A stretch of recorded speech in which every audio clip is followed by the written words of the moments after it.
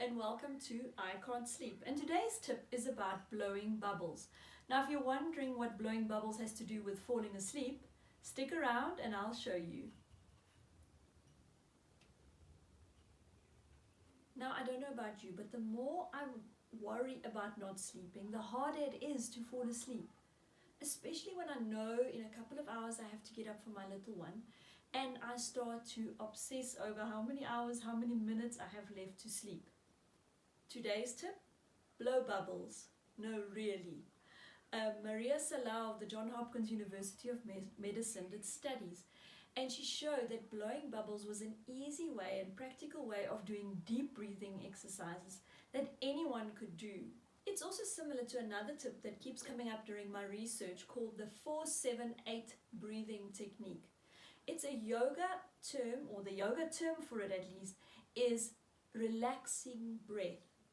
It entails you breathing in for 4 seconds, then holding your breath for 7 seconds and blowing out again for 7 seconds.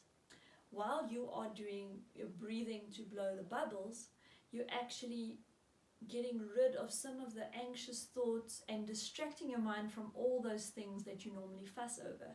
Disclaimer here, guys, I could not do this. My coordination skills suck, and I kept obsessing over whether it was 4 seconds or 7, and was it supposed to go in or out, and was there supposed to be a sound or not. So this didn't work for me, and if you're a little bit like me, then this might not be your best option either. Another big benefit is that blowing bubbles is silly and distracting, and it just distracts you from the seriousness of not being able to sleep.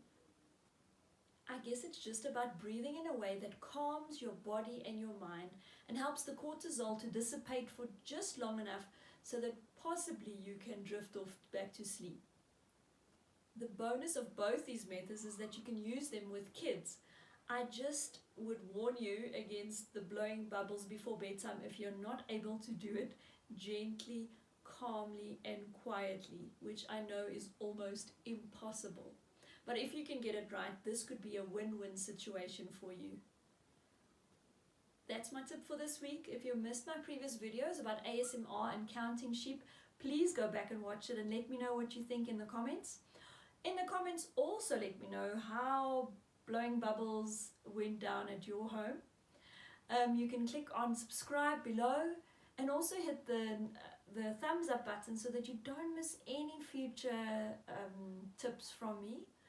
Until next week, sweet dreams.